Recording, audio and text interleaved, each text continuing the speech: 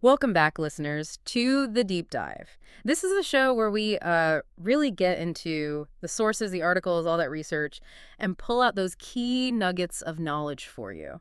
We try to make the complex stuff clear, maybe even a bit engaging. Hopefully engaging, yeah. Exactly. So you're joining us for a new path. That's Season 1, Episode 6.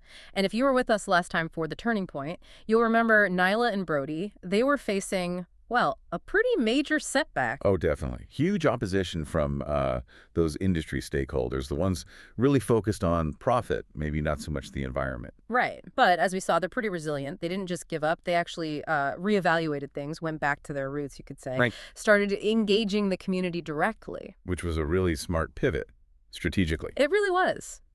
Okay, but before we dive headfirst into today's episode, let's talk about that riddle I left you with last time. It was designed to get you thinking a bit deeper, about the real core of Nyla and Brody's whole journey. That was a good one. Yeah, I thought so. Okay, the riddle was, I deal in truths, yet can be unseen or lost. My partner battles wrongs, no matter the cost. We face a giant who values game, then turn to roots to break the chain.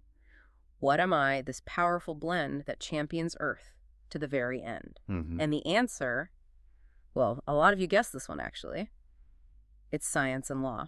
Right, or you could say their partnership specifically, that unique blend of the two fields. Exactly, that blend, that powerful partnership. Yeah, and if you sort of unpack the riddle's pieces, it really does capture their dynamic perfectly. Yeah. You've got Nyla, right? She's grounded in, well, the hard facts, the data, environmental science. The truth? The truths, exactly. Ecological facts, climate data, all that stuff. But these truths, as the riddle says, can sometimes be unseen, maybe buried in complex reports, or even, like we've talked about, deliberately lost or compromised. Especially when powerful interests are involved. Interests that maybe don't want those truths out there. Precisely. And then you have Brody. He's working in that, let's call it the intricate world of law, legal frameworks, advocacy. Battling the wrongs. He is. He's the one stepping in to fight those wrongs, whether it's, I don't know, a violation of environmental rules or a company not being held accountable or maybe a system that just isn't fair to certain communities. He has to navigate all the challenges when those truths get suppressed or just ignored. Okay, so Nyla finds the truth. Brody fights the wrongs based on that truth. In a nutshell, yeah. And together, they absolutely face the industry resistance, really formidable forces we saw back in the Turning Point that was clearly prioritizing, short-term financial gain over long-term environmental health. And their response to that giant, they turned to roots. What does that really mean in practice? Well, it points to their resilience, first off. But also, it's about that strategic shift. They reevaluated everything and realized that maybe, just maybe, going head-to-head with these entrenched powers wasn't the only way, or even the best way. So engage the community instead. Exactly. Empower the people directly affected. Mobilize grassroots support. Build it from the bottom up. And it's through that approach that they're working to break the chain of environmental damage. It's a chain that's often held together by, systemic problems? Loopholes in the law? Lack of accountability? All of the above. That's complex. So this collaboration, this fusion science informing the law, and the law then enabling the science to have real impact, that's really the heart of their entire journey. It started way back at that community seminar, which we should probably talk about, and it's just been tested and frankly strengthened through every single challenge they faced since. Okay, so that brings us neatly to where we are now, another really critical point in their story. Season 1, Episode 6, A New Path. A telling title. It is, isn't it? So following that, let's call it a revitalization of their mission, that renewed sense of purpose they found, and all the support they gained from those grassroots efforts. Well, their success hasn't gone unnoticed. Definitely not. When you create solutions that actually work, people tend to pay attention. Right. They're innovative solutions, the ones born from blending science and law so effectively, plus that increased visibility they got. Remember that viral moment we talked about? Yeah, the water warriors thing, hard to forget. Exactly. Well, all of that combined has opened doors they probably never even imagined were there. And this is where things get complicated because it puts their personal ambitions, their professional goals right under the spotlight. It's the ultimate test, really. I hope so. What happens? Well, the narrative hints pretty strongly that Nyla gets a major opportunity, an offer to lead some kind of groundbreaking research initiative. Okay, for Nyla, the scientist, that sounds huge. Monumental. Think about it. This isn't just another research grant. It could be, vast resources, maybe a state-of-the-art lab, a national or even global platform. The chance to dive really deep into those scientific truths she's so passionate about. Pushing boundaries, maybe even shifting scientific understanding in her field. Wow. Okay. It- Yeah, that's big. It's potentially paradigm-shifting work, the kind of opportunity most scientists only dream of. And what about Brody? Does something happen for him too? It does. Simultaneously, almost like fate playing a hand, Brody gets offered a prestigious position at a very prominent law firm. Huh. So moving up in the legal world. Significantly. For someone like Brody, who's all about advocacy and navigating those complex legal systems, this is more than just a promotion, a top-tier firm like that. It means new avenues, probably more influence, definitely more powerful resources to battle those wrongs he's dedicated his life to fighting. So he could maybe tackle bigger cases, influence policy more directly. Exactly. Maybe lead major environmental litigation, shape legal precedents, impact environmental justice on a much wider scale. It's a serious career advancement. Okay, so Nyla gets a dream science offer, Brody gets a dream law offer. Sounds great, right? What's the problem? Well, the problem is they're individual offers.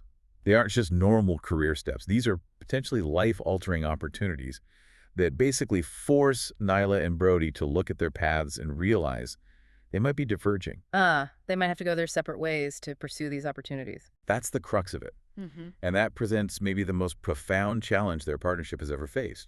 Remember, this partnership wasn't just accidental. It was built very carefully, forged through shared purpose, through really understanding each other's worlds, through empathy. Right, starting way back at that community seminar. They've always been about bridging that gap between science and law. Exactly. That's been their defining mission. Yeah. And now their own personal aspirations, their individual ambitions are putting that shared foundation to the absolute ultimate test. It really makes you wonder, doesn't it? I mean, can that bond they've built, that connection that got stronger through all the setbacks, the fights, the wins, can it actually withstand this, the pull of individual success? It's a huge question. And what about the collaboration itself, the very thing that made them so effective, that led to these innovative solutions? Could that get jeopardized if they take these separate paths? The whole essence of their work, that incredible synergy they found by combining their skills to tackle real problems, it feels like it's hanging in the balance right now. Yeah. It's a moment that could really redefine everything for them, individually and as that united force they've become. Okay, let's really unpack this. Our deep dive into Nyla and Brody's journey to a new path really needs to start by looking back, by digging into the resilience they've already shown us. Agreed. Context is everything here. So we mentioned that major setback from Season 1, Episode 5, The Turning Point. That intense opposition from industry. You said they prioritized profit over the environment. Just remind us, what did that opposition actually look like? It wasn't just a minor disagreement, was it? Oh, not at all. This was a concerted effort. The sources imply it was multi-pronged. You can imagine things like, well, heavy-duty lobbying campaigns targeting politicians or regulators. Maybe PR firms hired specifically to try and discredit Nyla's science, cast doubt on their findings. Muddying the waters? Exactly. And quite possibly direct legal challenges, too. Lawsuits designed maybe not even to win, but just to drain their time, their money, their energy, their morale. It was a deliberate pushback aimed at keeping things exactly as they were. Wow, so how did they handle that kind of pressure cooker? Well, what's really striking is their resilience, as you said. They didn't get crushed. They didn't retreat. Instead, they paused, they reassessed, and they reevaluated their entire approach. It wasn't just changing tactics. It felt like a deeper reaffirmation of why they were doing this in the first place. And that's when they pivoted back to the roots. That's the moment. Engaging the community directly, empowering citizens, building support from the ground up from the people who are actually experiencing the environmental problems firsthand.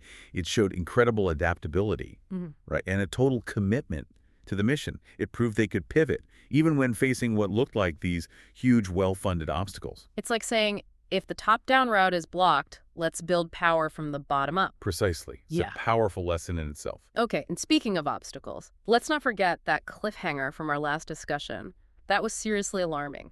The pivotal scientific report. Yeah. The one underpinning their whole case. Yeah, the missing data. Exactly. Missing key data points. Missing foundational calculations. It threatened the entire project's integrity. It left us hanging, thinking, how could they possibly recover from something like that? especially for Nyla, whose whole world is built on data integrity. Right. And this is where the story, well, it doesn't give us every single step, but it strongly implies they navigated it. The fact that they move forward into season 2 building bridges tells us they found a way through. This wasn't just a typo or spreadsheet error. This felt like a major breach, maybe even deliberate sabotage. Okay, so the story says they did overcome it, but not exactly how. This is where our deep dive gets fun, right? Trying to piece together the how based on who they are and what they do. What could they have realistically done? Absolutely. This is where their synergy would have been absolutely critical. They would have tackled it from both sides, science and law. For Nyla, the scientist, this would demand, an extraordinary level of scientific rigor. Like starting over, almost. Potentially. She might have had to literally go back out and recollect the crucial data. Painstaking field work, maybe using advanced tech like remote sensing, running entirely new experiments just to independently verify everything. Doubling down on the science. Exactly. Think about the process. If data points were missing, maybe she implements an incredibly strict chain of custody for all new samples. Maybe she brings in an independent team of statisticians to do a completely blind reanalysis of whatever data they did have. Or works with other experts to meticulously reconstruct those foundational calculations using established methods. The goal would be proving the data's integrity beyond any doubt.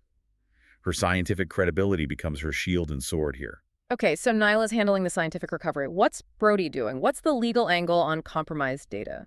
Well, for Brody, the legal eagle, this is a minefield, a really complex legal labyrinth.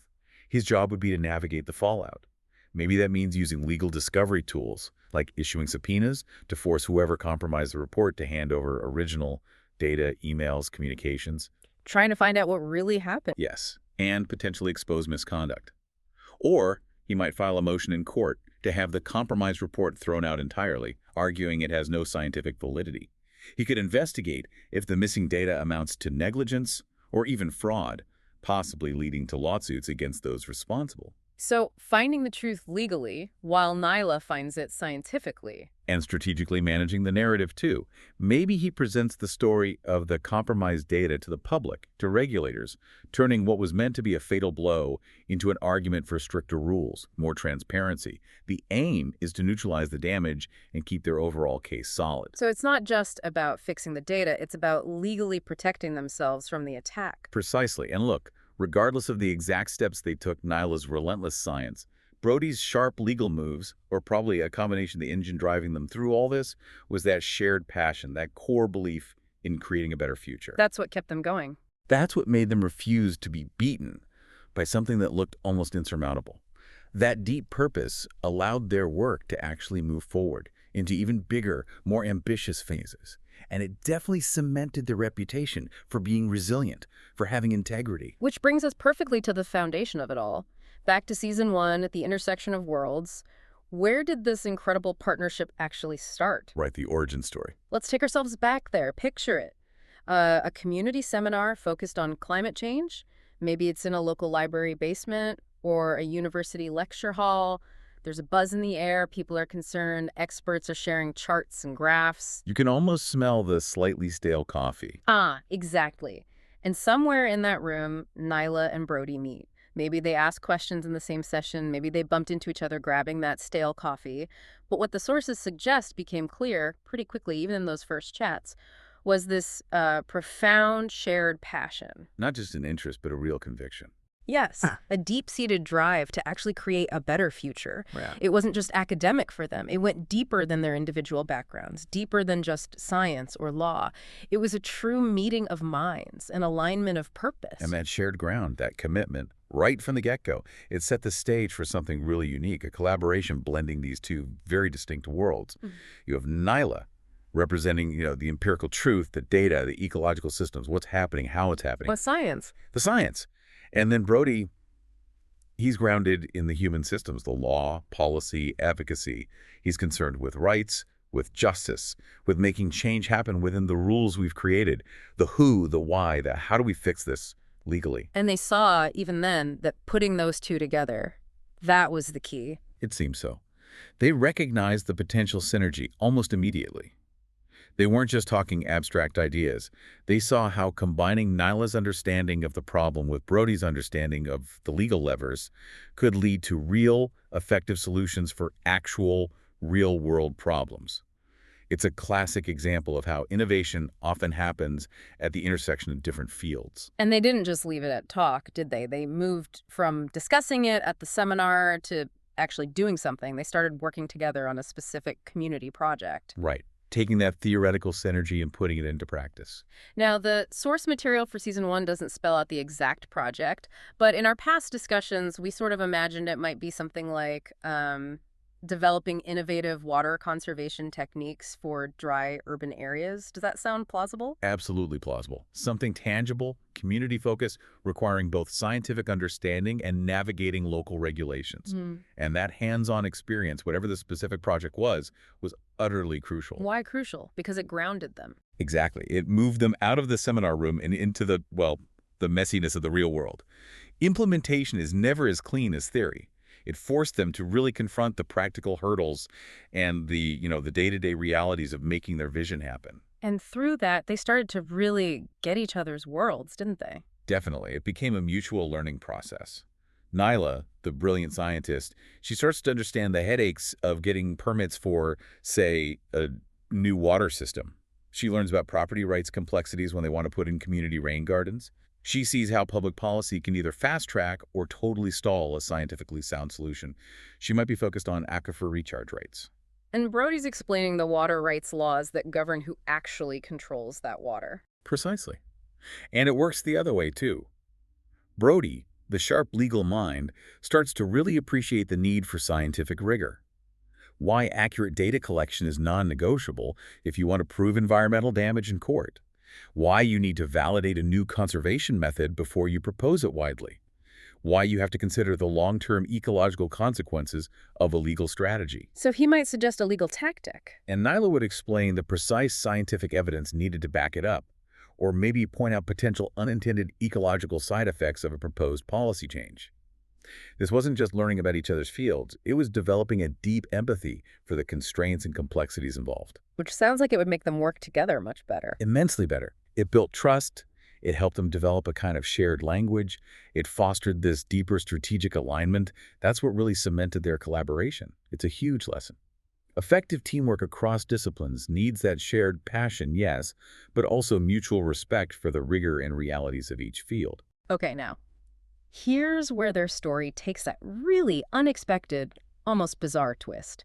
The viral video moment. This part, which we've pieced together from hints in our previous deep dives, wasn't maybe explicitly detailed in the Season 1 source text we have, but it feels essential to understanding their rise. It definitely accelerated things dramatically. So their community project, maybe that water conservation one we imagine, starts getting public attention, but not through traditional means.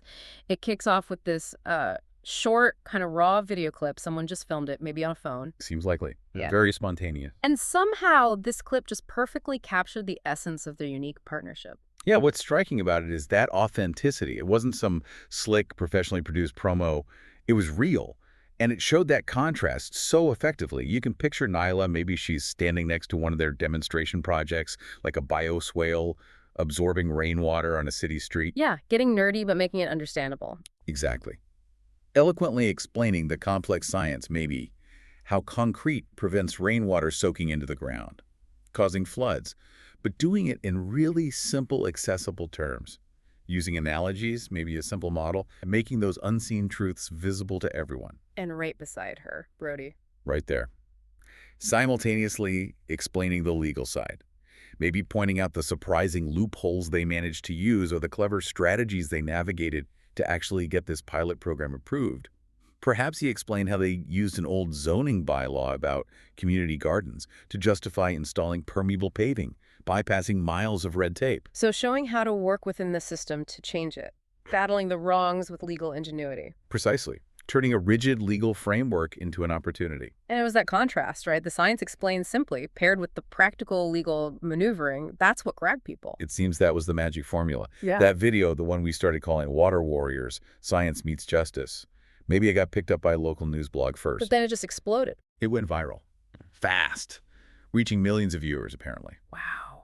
What did that do to them and their project? Well, the significance was huge. It became this uh, beacon of hope, really, Yeah. way beyond their local area. It showed people everywhere that this kind of interdisciplinary collaboration could actually work, could tackle huge problems like environmental damage. So suddenly they weren't just working locally. Not at all. Imagine the floodgates opening. Inquiries pouring in from other activists, from mayors of small towns, from nonprofits wanting advice. The viral buzz propelled their work onto this much bigger stage, way faster than they could have ever planned. Emails, social media blowing up, calls from national news. Total whirlwind. It solidified their image as this dynamic duo making real change. They went from a community project to being part of a national conversation almost overnight. It proved that if you have a compelling story rooted in real solutions, you can capture the public's imagination. Okay, let's use that momentum as a bridge. Moving into season 2, building bridges. This phase seems like it's about consolidation and expansion, right? Building on that foundation, that viral fame. Yes, they don't just rest on their laurels, they dive deeper. They really start exploring the most intricate connections between environmental science and legal advocacy.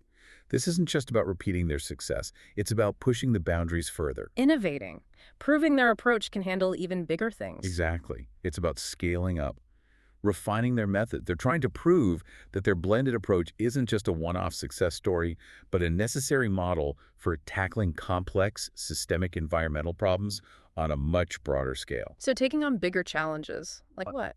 Maybe tackling large-scale industrial pollution cases, Yeah. or advocating for changes to statewide water policy, or developing legal frameworks to help vulnerable regions plan for climate change impacts. Bigger scope, bigger stakes. Which naturally means bigger challenges and probably new kinds of resistance. Oh, absolutely. Ambition attracts scrutiny. And the sources mentioned they face initial setbacks during this phase. It can't all be smooth sailing after going viral. What kind of hurdles are we talking about now? Well, the outline points directly to one we've already touched on, but maybe amplified now: bureaucratic red tape. The old favorite. The absolute classic. Imagine trying to scale up that gray water recycling idea community-wide or even city-wide. Suddenly you're dealing with multiple city departments, maybe county agencies, state environmental boards, each with its own rules, its own timelines, its own turf to protect. Endless permits, endless meetings. The exasperating frustrations, as the source puts it. That slow, grinding process of government that can just wear you down. Hmm. It requires immense patience, political savvy, strategic thinking, just to navigate the internal systems, never mind the external opposition. And it wasn't just external friction, was it? The outline mentions issues within their teams, too. Differing opinions. Yeah, that's a really interesting and realistic detail. As their team grows, bringing in more scientists, more legal experts, you inevitably get internal friction. How so? Well, you might have some of the scientists questioning the legal strategies, maybe feeling that the compromises needed to win a case or pass a policy are, you know, diluting the scientific purity or integrity of the data. Hmm. Are we oversimplifying this? Is this standard deviation acceptable just to meet a deadline? And the lawyers might feel the opposite. Exactly. Some of the legal minds might see the scientists as being too rigid, too focused on perfection, when practical realities or court deadlines demand action. We need an answer now, not in 6 months when the study is perfect. This level of certainty is good enough to win the injunction. So managing that internal tension must have been a huge challenge. How do you turn that into a strength? That's the million-dollar question for any interdisciplinary team leader, isn't it? These tensions are natural. People come from different training, different professional cultures, different ideas of what success looks like. A scientist might prioritize the flawless, peer-reviewed publication. A lawyer might prioritize winning the case or getting the policy passed, even if it's not perfect. So bridging that internal gap is as important as bridging the science law gap itself. Absolutely. It requires fostering respect for both fields, finding common ground, focusing on the shared mission. But paradoxically, that very tension, if managed well, can actually spark innovation. It forces people to justify their assumptions, leading to better solutions. Okay, but here's the really crucial part, I think. The sources say it's precisely through these trials, the external bureaucracy, the internal friction, that their partnership actually gets stronger. It solidifies. How does that work? How does struggle make them stronger? It's about how they navigate it. Their sheer determination to make this science law bridge work forces them to communicate on a whole different level. They can't just use jargon from their own fields. They have to explain things clearly, patiently, translate concepts back and forth. So better communication is key. Huge. And it forces deeper empathy, too. Really trying to understand the pressures and constraints the other person is under. Why is that legal deadline so critical? Why is that scientific uncertainty so important? Walking a mile in each other's shoes, essentially. And that leads to better compromises. Creative compromises, yes. Solutions that genuinely respect the integrity of both science and law. Not sacrificing one for the other, but finding that sweet spot, that synergistic path forward. It's the resilience again, that commitment to the shared vision. It turns obstacles into, well, opportunities for growth.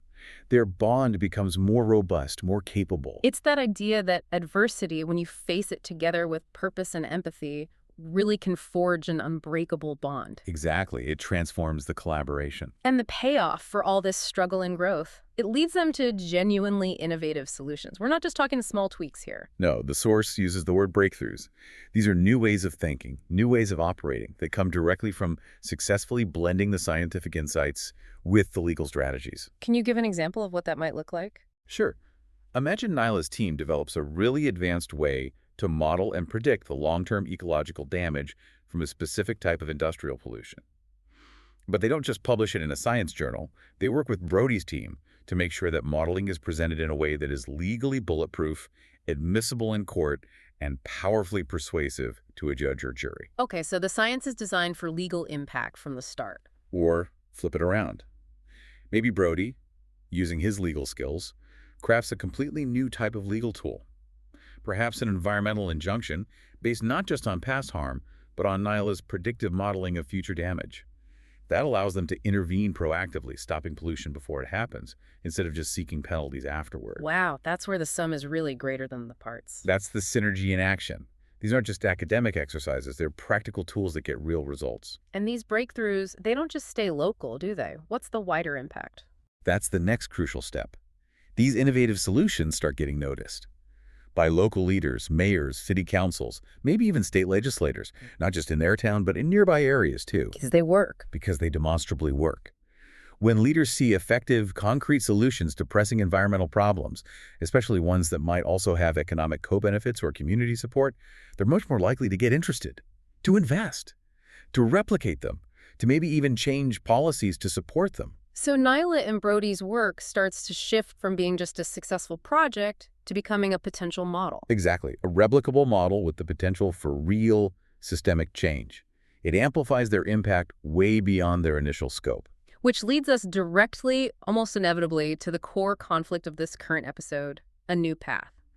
All that success, the revitalization of their mission after the big setback, the grassroots support they built, the innovative solutions, the visibility from the viral moment, it's all culminated in opening these unexpected doors. The world is taking notice and offering opportunities. They've built the momentum, they've proved the concept works, and now opportunity knocks loudly, but maybe not in the way they expected. Right. It's the classic outcome of groundbreaking work. Success breeds opportunity. But these particular opportunities, while amazing on the surface, create this profound dilemma. Because, as we said, they're individual offers, not joint ones. It's not one offer for the team, it's two separate offers, one for Nyla, one for Brody. Creating that fork in the road, let's bring them down again. First, Nyla gets the offer to lead a groundbreaking research initiative. And we need to appreciate the scale here. For Nyla, the dedicated environmental scientist, this is potentially the pinnacle. Leading a national climate resilience task force, directing a major university research program with millions in funding, access to the best labs, the biggest data sets, maybe even satellite tech, advanced AI modeling. Everything a top scientist could want. It's the chance to really dive deep into those fundamental scientific truths she cares about, to do research that could genuinely inform global policy, to publish landmark papers, to leave a lasting legacy in the field of environmental science itself. It's a dream offer for a researcher aiming for maximum scientific contribution. Okay, hard to turn down. And then at the same time, Brody gets his offer. Prestigious position, prominent law firm. What does that mean for him, practically? For Brody, the committed legal advocate, it's a parallel peak. This firm offers him a platform, influence, and resources far beyond what he likely has now. Maybe heading up their entire environmental law division, tackling those huge, high-stakes corporate accountability cases against major polluters, leading teams of top lawyers with massive financial backing for cases. So the power to make change through the legal system on a much bigger scale. Exactly. The chance to influence major legal precedents, to shape national policy debates, to fight for environmental justice across the country, not just one community at a time. It's a pathway to significant power and impact within the existing legal structure. Okay, but here's the absolute core of the conflict, isn't it? These incredible life-changing offers force Nyla and Brody to seriously confront the possibility that their paths are splitting. Their individual dreams, the very things that probably fueled their shared mission initially, are now pulling them apart. It's the ultimate test of their partnership, because this partnership, remember, wasn't just convenient. It was intentionally built, forged through shared purpose, empathy, learning together, overcoming external attacks like industry opposition, internal friction, crises like the missing data. Yeah. Their entire shared history has been about bridging science and law. And now the challenge isn't coming from outside, it's coming from within, from their own desires. Exactly. It's their personal aspirations, their desires for individual growth, for making the biggest impact they can in their own fields, that are now testing that bond. Mhm. It's one thing to stand together against an external enemy. It's entirely different when the challenge forces you to potentially choose between the U.S. that you built and the media that these opportunities represent. Which brings us right back to those central questions for this deep dive, for you listening right now. Can that deep bond, the one that got stronger through every single trial, actually withstand this? The allure, the genuine good of massive individual success? It's a powerful lure. And will the collaboration itself, the very engine of their impact, the thing that led to all these breakthroughs, will it be sacrificed if they take these separate, very tempting paths? The stakes just feel incredibly high, for them personally, of course, but also for what they represent. That whole model of science and law working hand in hand, the essence of their work, that synergy, it's all on the line. Their decision won't just shape their own futures, it could redefine the potential of this kind of interdisciplinary environmental work they've pioneered. It really asks that fundamental question. Can a shared mission survive when individual paths diverge so drastically? Or does personal ambition, even noble ambition, inevitably pull things apart? Wow. What a moment for them. And it really makes us, the listeners, think, doesn't it? What does it really mean to chase a better future when your own path seems to be splitting off from the person who helped you start that journey? How much do you sacrifice, or should you sacrifice, to keep that shared vision alive? What happens when your own fulfillment seems to beckon from a different direction? And zooming out, what does it mean for the actual impact of their work? Their work has already got local leaders paying attention. It's inspired people. If they break up this specific collaborative model, does that diminish the potential impact they were starting to build? Or could it, maybe, possibly, lead to even greater influence just spread out through two separate, powerful channels? That's the really fascinating tension, the unknown. Powerful questions. Definitely something for you to think about until we meet again. Join us next time on Heartfelt Harmony. The deep dive as we actually witness Nyla and Brody grapple with these huge decisions that could reshape their futures and the future of their whole mission forever. You really won't want to miss seeing how this plays out.